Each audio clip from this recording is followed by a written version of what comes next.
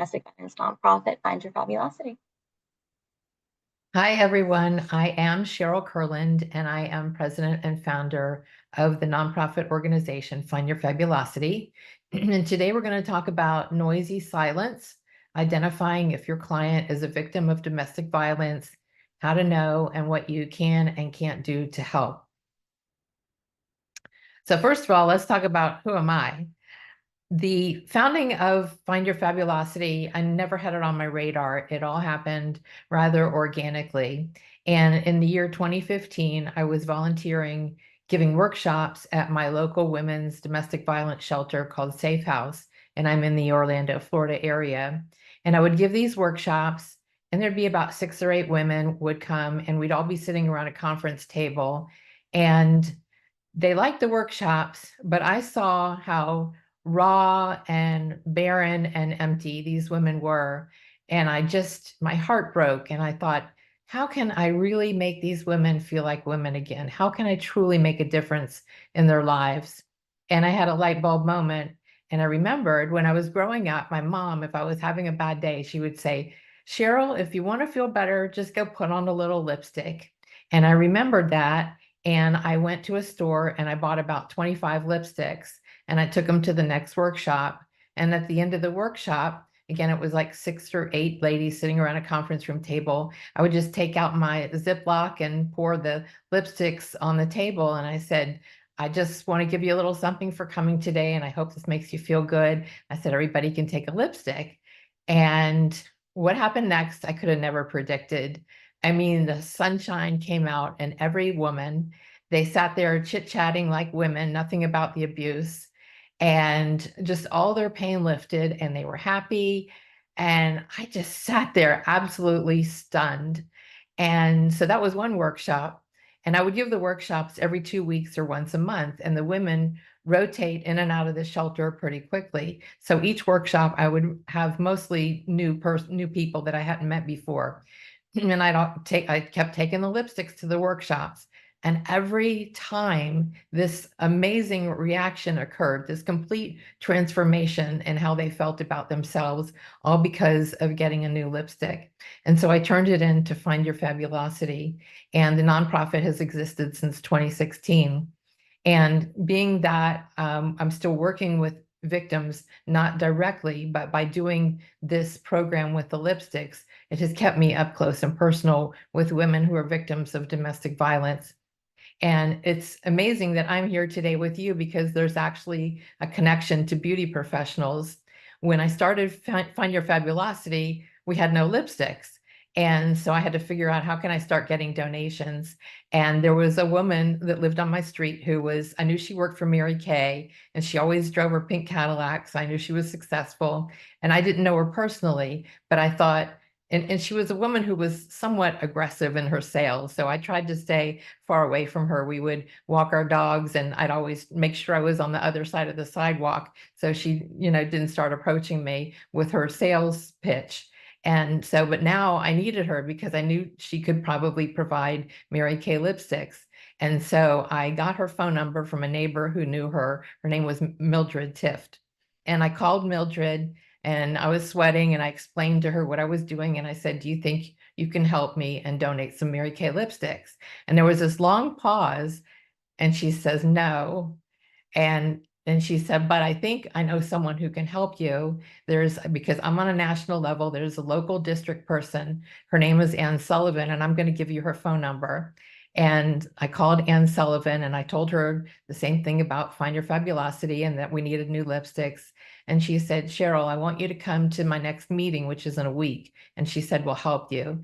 And I went to the meeting and it was a room full of Mary Kay consultants. They all gave lipsticks and we got our first 100 lipsticks to Find Your Fabulosity. So I've always felt that strong connection in my heart to beauty professionals. Let's dig in and talk about noisy silence. And what does this mean? Domestic violence is the silent epidemic in our country, and it's happening across all demographics. It doesn't matter what your education level is, what your economic level is, what your religion is, what your race is. It's happening everywhere. And it doesn't matter if you're single and dating or if you're in a relationship or if you're married. Again, domestic violence cuts across all demographics. Statistics. This is the noise of noisy silence. 1 in 4 women and 1 in 7 men will be a victim of domestic violence sometime in their lifetime. 2 out of every gay and bisexual men are victims of abusive partners. 50% of lesbian women have experienced or will experience abuse in their relationship. And these statistics are really not even accurate because domestic violence is very underreported. And so in actuality, the statistics are probably even higher than what I've shared with you. But I will share with you one statistic I'm sure of, and that's 99.9% of victims never saw it coming. They woke up one day and said, "How did I get in this mess?" And that's definitely a statistic. So that's the silence, and it's happening everywhere.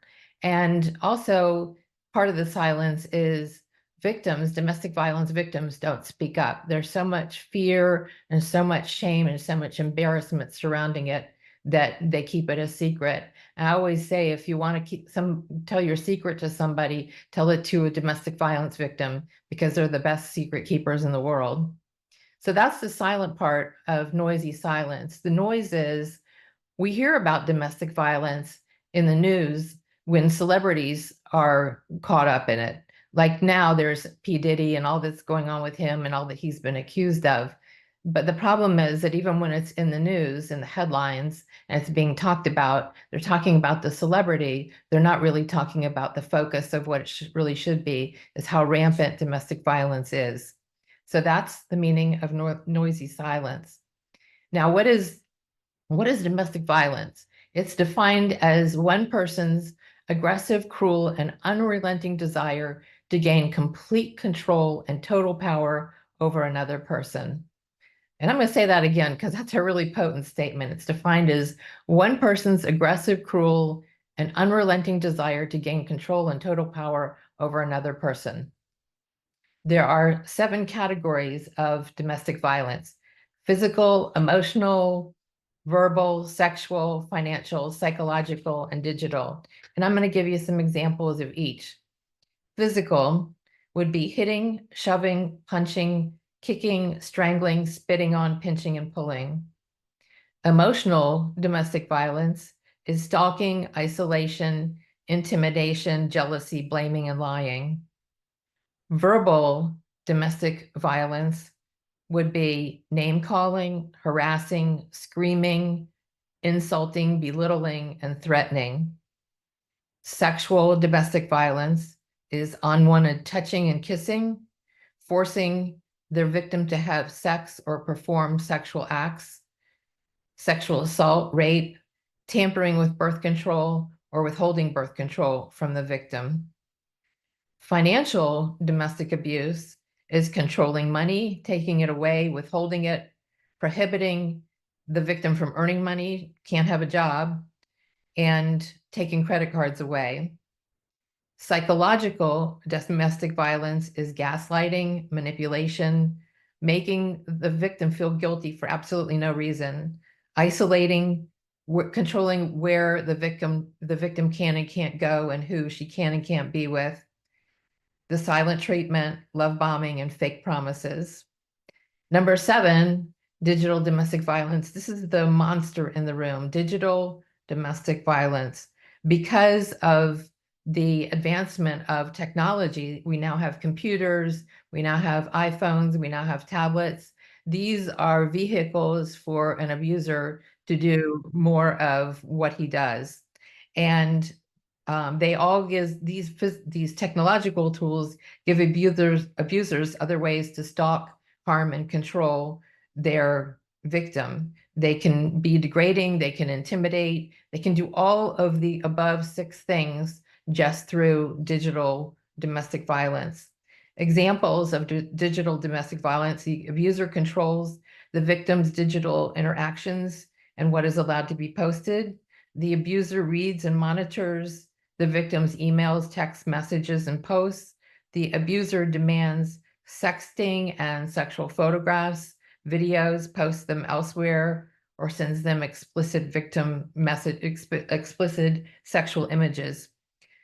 Abuser demands the victim's passwords. He wants access to everything.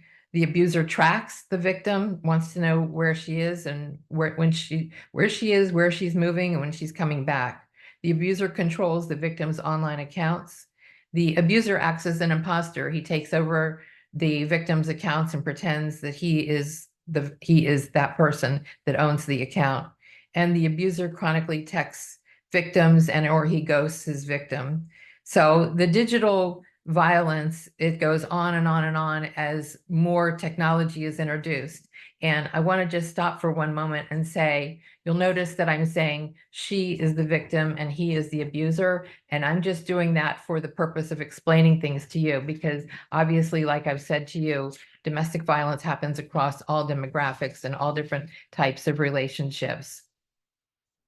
This is really bittersweet to be so lucky as you are, because you have a professional advantage to learn that a client is a victim of domestic violence, because you have the close relationships and the long-term relationships that you have with your clients. They start confiding in you and they'll tell you their secrets, things they wouldn't share with friends or family members, because they'll probably tell everybody else and the friends and family members will gossip about him. And you're a safe person because you're outside of those circles and you're also an objective person in their life. So they are likely to come and tell you or show you that they are being abused. And the false illusion that many people, all of us at some time walk around with the false illusion. People say, how's your day? And you'll say, oh, it's okay, I'm doing great. But you, in your industry as a beauty professional, you can see right through the facade. There are a lot of warning signs and red flags that can help you identify when a client is a victim of domestic violence. And here is a summary of a good number of them. Limping, inability to move or bend their limbs, visible injuries, difficulty sitting in a chair, or they're having a mobility problem with their neck or their shoulders. Bruises, abrasions, or cuts on the body, especially in different stages of healing. And when you see someone who is black and blue in different places or a lot of cuts all around, it's likely that your client will have a lot of stories to tell about each one of those injuries. And it just gets to a point where you're like, this just sounds like something else is going on, and there likely is. Complains of unusual aches and pains and headaches, black or swollen eyes, and she may not remove her sunglasses. You may notice their hair has signs of being pulled out, and it appears to be or even cut. And the client is restricted from changing her hairstyle or color because the partner doesn't want her to. There are verbal cues that your client may say to you that will indicate that she's being controlled. Something like, well, I'm really afraid to do XYZ because it's going to set off anger from my partner. Or I can't he picks out my clothes for me every day because he says he loves me that much. Or I'm allowed to be with my friends and family members only on Saturday, or only when there's a family event. You may also notice that your client looks disheveled and just not put together. And they may also do things like covering up their body, say on a hot summer day, coming in and wearing long sleeves. You can notice just a personality change where the client just doesn't seem like herself. She's a normally spunky personality, and all of a sudden she's very withdrawn and she seems depressed, or she seems on the edge of tears, or maybe she's having a lot of anxiety. She's just having problems even sitting there. Another warning flag and a warning sign and red flag is your client may chronically miss appointments. Especially, she may call you like 15 minutes before and say, I'm not going to be able to come today, I've had an emergency, or she'll tell you an excuse. But the continual pattern of this may become evident. And the partner may come to the appointments with her and be, he could be sitting in the lobby, or, come and check on you, and while he's there, he may be belittling your client or saying things that aren't very nice. And if he's in the lobby, he might come and check back and see how much longer is it going to be, or he might sit in the car and be texting to her all the time or calling her. And that goes to the last one, the partner is chronically texting.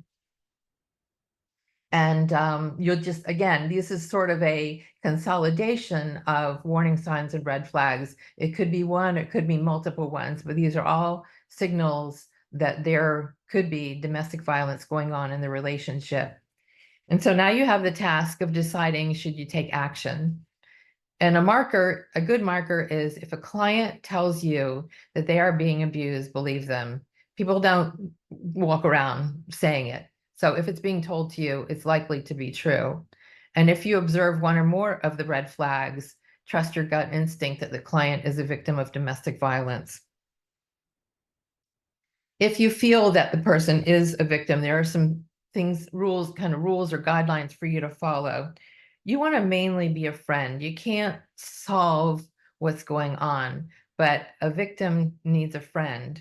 And you want to be sensitive and understanding and compassionate. You want to be non-judgmental. Don't pass judgment. Just be a good listener. And as I said earlier, trust your gut instinct. If things just are not adding up right, and there's a lot of contradiction or there's a lot of uneasiness, that's definitely a signal that maybe you need to step in and help out. Also, don't only interact with your client.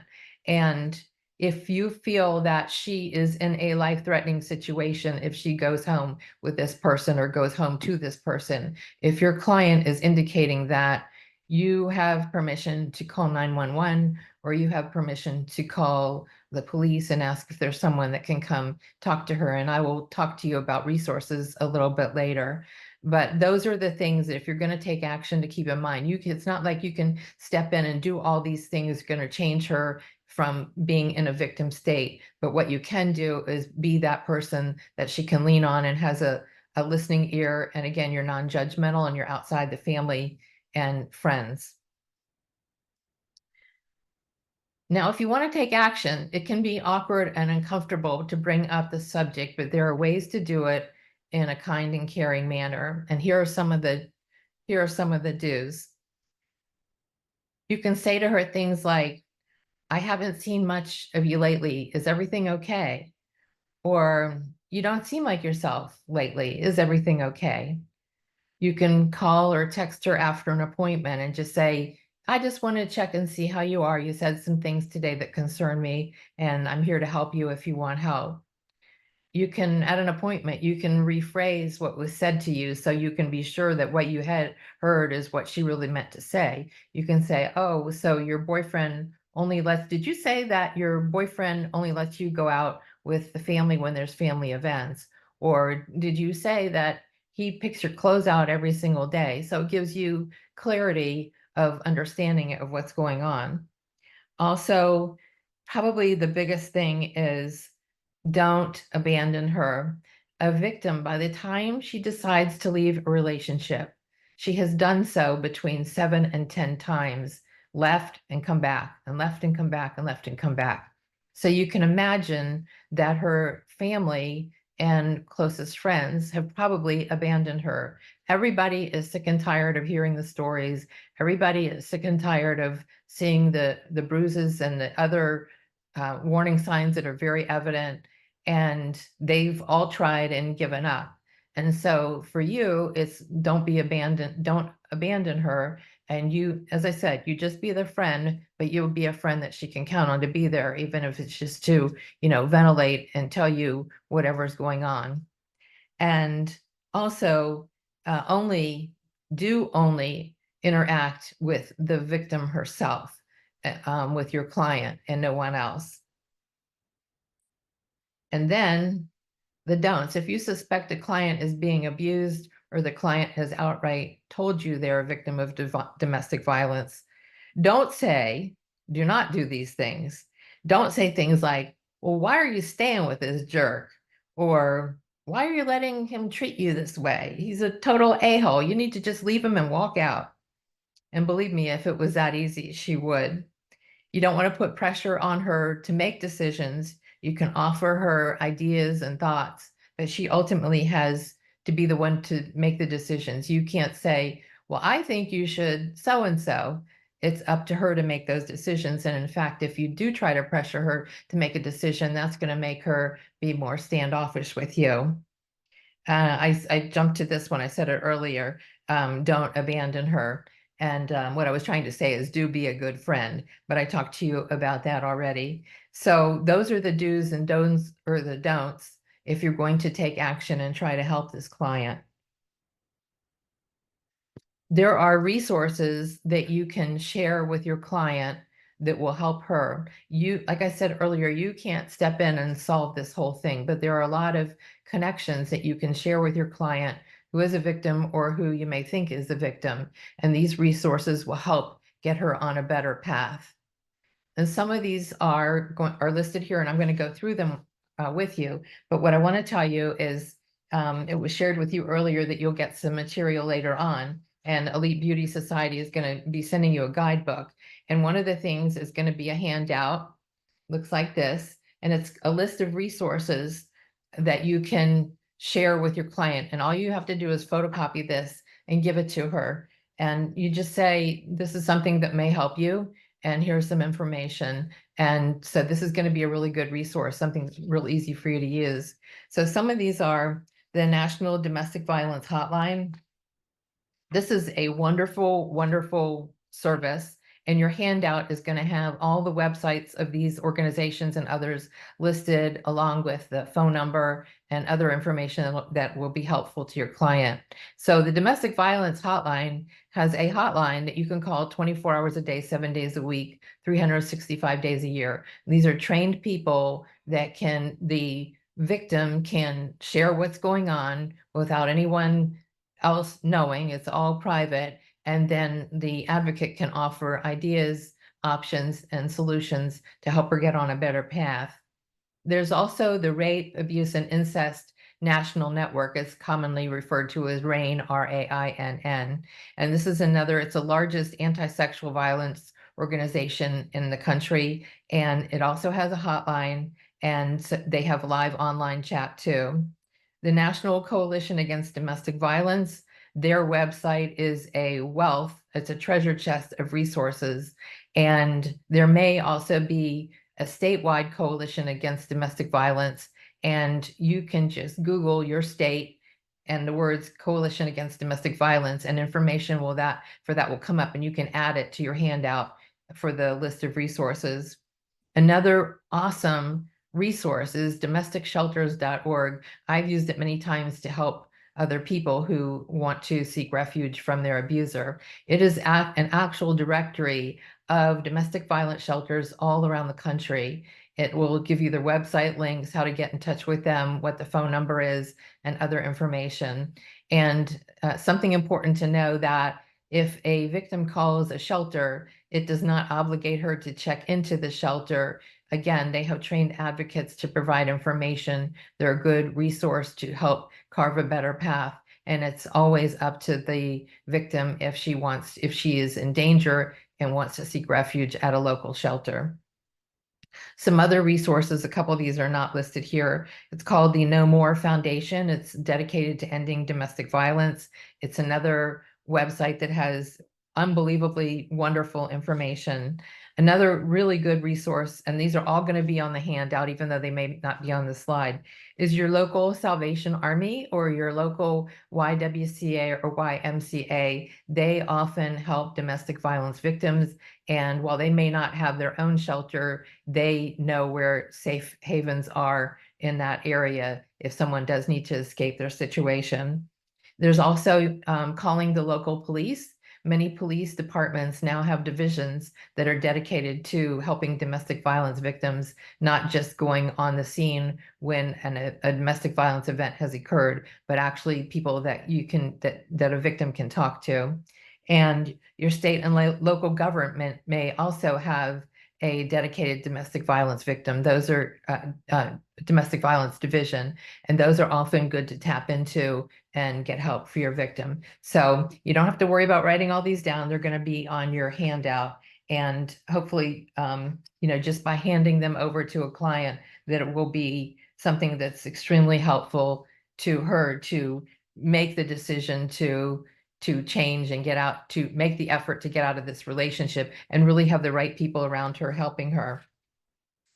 There's one more resource that I want to share with you, and this is the giveaway that Find Your Fabulosity is offering today.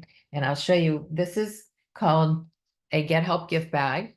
It contains contents that encourage a victim to seek help. And the contents are a lipstick to help her feel fabulous and worthy, a clear lip gloss, a little stone that says courage. And I always tell people when I give these to them, put it in your pocket or keep it in your car so you look at it every day.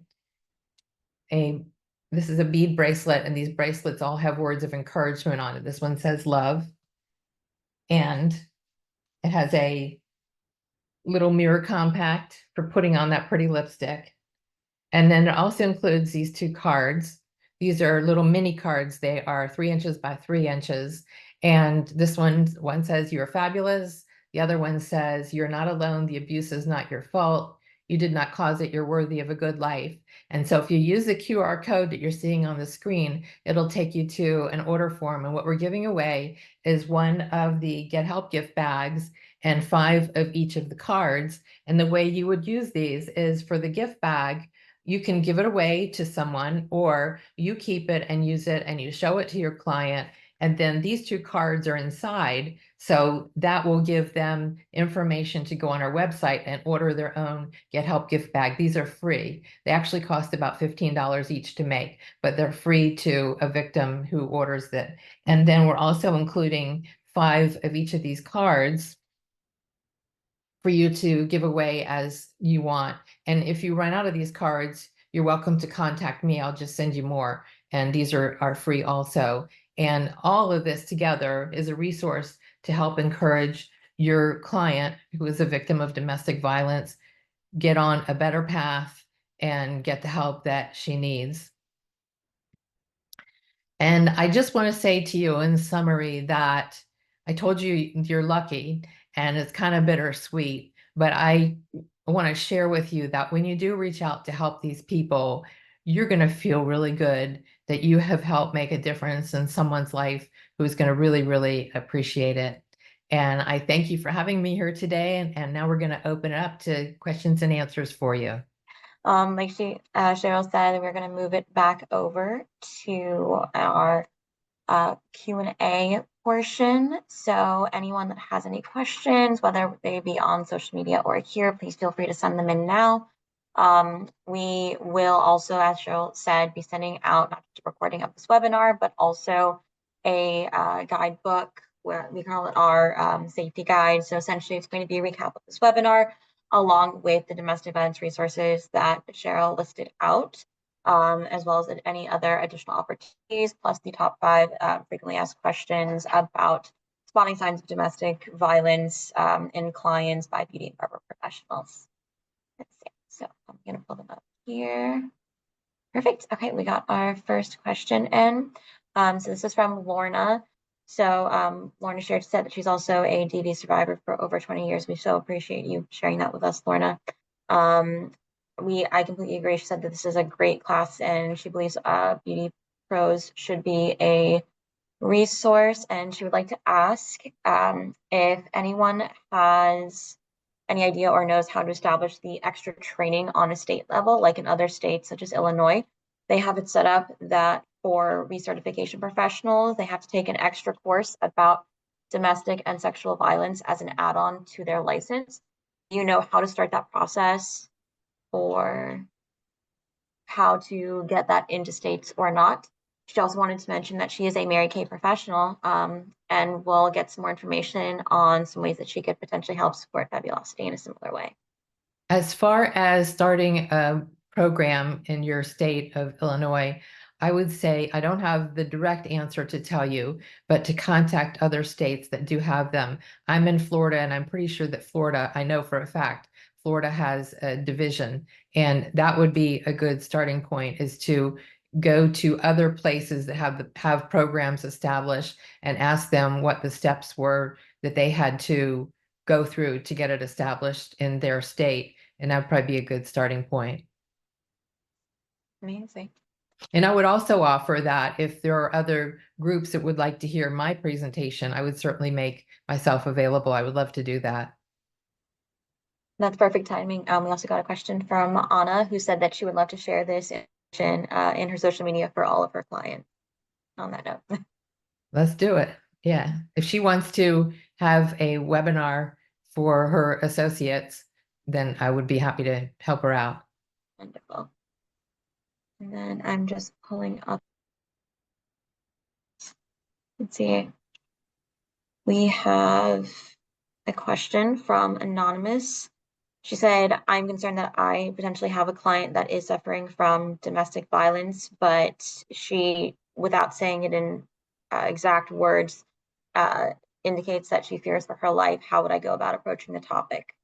I would go back to some of the do's, and that would be to offer to say to her, if you need to talk to someone, I'm here for you, and let her know that you have a willing ear to listen to what she has to say. And then based on that, you have to ask her, do you want me to help you?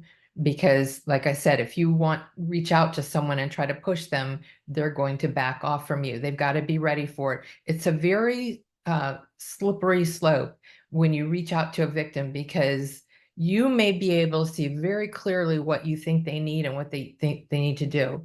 But when a person is being abused, they're thinking, they've been brainwashed. Their thinking is not clear. They're very confused. So you can be that person to be a good listener and offer options and offer ideas. You cannot make her take action. If you ask her if she wants help and she says yes, then you can say, these are the things I can help you with.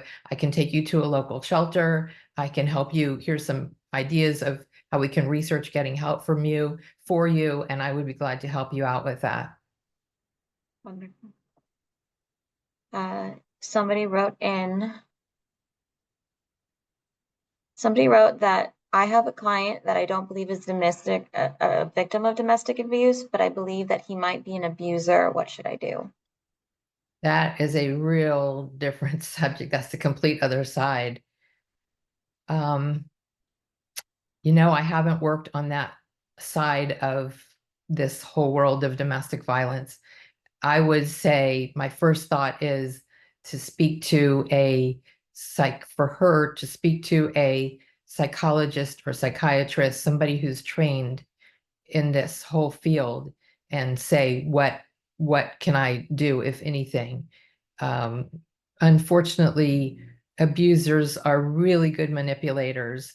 And if she were to bring forth that this person is an abuser, say to a police officer, it ends up that the abuser blames the victim, and then the victim looks like the bad person. It's like a spider web. But that would be my thought, is to speak to someone. Even if you called the local shelter and you told them this, they would have something to share with you about what you should do next, if anything. Absolutely. And then I had a client 15 years ago who was a victim of domestic violence, chose to return to her abuser, unfortunately, and has been in a cycle for the last 5 years, but still remains my client. Is there anything that I can do to help? I would just follow the guidelines that I said, to text her and just say, I've been thinking about some of the things you've said to me. I'm here if you want help. Again, just things you would do for a good friend when they're having a problem or a challenge, to reach out, give her a call and just say, I just want to say hello to you and see how things are going. I was concerned at our last appointment. Simple things like that the problem is victim has no confidence in any of her decisions. So if you can help bring her to that point where she realizes she absolutely has to take the step to get out, other than that, it's kind of limited as to how much you can do. If somebody has stayed in that relationship for all these years, that doesn't mean they don't want to get out of it. That just means they're not to the point where they're ready to decide, I would give up everything just to be out of this relationship. And that is sadly what happens, is a victim does give up everything in order to walk away and start fresh. But having said that, there are many, many survivors who've started over and they've created a beautiful life for themselves. We have another one. I am a makeup artist and was working on a client that asked me to cover a very, very obvious black eye. I refused. Her abuser unfortunately got involved in the situation, and I'm very tempted to call him out on social media. No, that'll put her in more danger. Never, you don't want to interact with the abuser at all, because that it'll flip and it'll turn on the victim. Even if she had nothing to do with how the information got out, he'll take it out on her. It's more about protecting her and making sure that she's safe. And that's that's the scope of it. Unless you really feel like her life is being threatened, then you can step in, as I said, and call 911 or call the police. And that's where it's a really hard thing, because you're, as much as you want to help, you in the beauty profession, you're very giving, you're very loving. And then when it comes to domestic violence, you can do a lot, but then there's a limit where you have to draw the line. And also be careful, you have to protect yourself. If you get involved with the abuser, then you may become the victim. Absolutely. She actually followed up with that just now. She was curious as to if you think there could be retaliation if she did call or involve the police. It would need to be with the permission of the victim. You don't want to go behind the victim's back. It would need to be with her permission if you're going to call the police. Someone is a barber that specifically works on children and has noticed some odd signs in a recent client, but doesn't know how to broach the topic with parents. Okay, so again, I'm not in the field of child abuse, and each one of these is a different category, truly. And just like sex trafficking is a whole nother category. And what I know best is domestic violence. But with child abuse, again, I would say, to get yourself educated and without reporting anything, and find out what you can do as someone who's observing that there's child abuse. Action needs to be taken, but you've got to do it in the right way. I know probably the internet has a lot of information, but I would really try to find people who work in child abuse situations. And again, referring to someone as a mental health counselor or a psychologist or psychiatrist that sees this all the time. And you can ask them the questions because you've observed this and you're feeling very suspicious about it. And they'll give you guidance about what you can and can't do. Absolutely. One more. So it actually is a stylist herself. She said that a client reached out to her because she had been in a domestic violently domestic relationship, and she doesn't know how to get out of it herself. So that client needs to be given this resource page that's going to be a handout and use, because that has a variety of different resources that will be helpful for her to tap into, people that can help her carve a plan and a path to be free of this situation. And it really does. I encourage people to get the expert advice, even though somebody may think they can do it all on their own, but there are predictable behaviors of the abuser. There's predictable problems and challenges that come along, and people that are trained, that are advocates specifically for domestic violence victims, they have answers every step of the way. Then I'll open it for any last questions.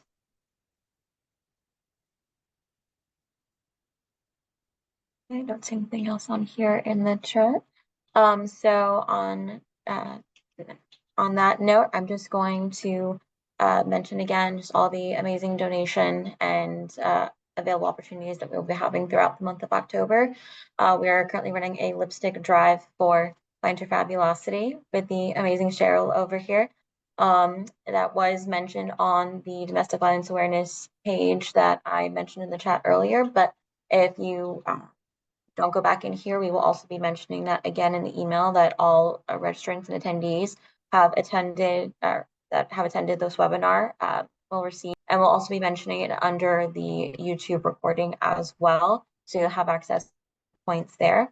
And those offers, once again, are the potential donations to Find Your Fabulosity with the amazing, amazing Cheryl, the National Domestic Violence Hotline, as well as my ladies' RISE certification courses. So those will be free through an EBS policy purchase throughout the entire month of October. And we do have a limited quantity of those of 50. So if you are interested in that, we will be sharing that resource that goes live to email. And again, we'll also be in the YouTube recording that you will see here if you're watching this on replay. And once again, I just wanted to say a massive thank you to Cheryl for spending the time to talk to us about this incredibly important topic today. I'd love to thank everyone in the chat that shared their own experiences and have taken any of the information from today, or will be taking any of the information through a replay on the webinar itself on YouTube or in the email. And once again, Cheryl, thank you so much. I Thank so you. appreciate And you. I just want to say thank you to everybody for your donations that are coming. And every lipstick will go to a domestic violence victim. So thank you again, everyone, so much. And I hope you have an amazing rest of your day.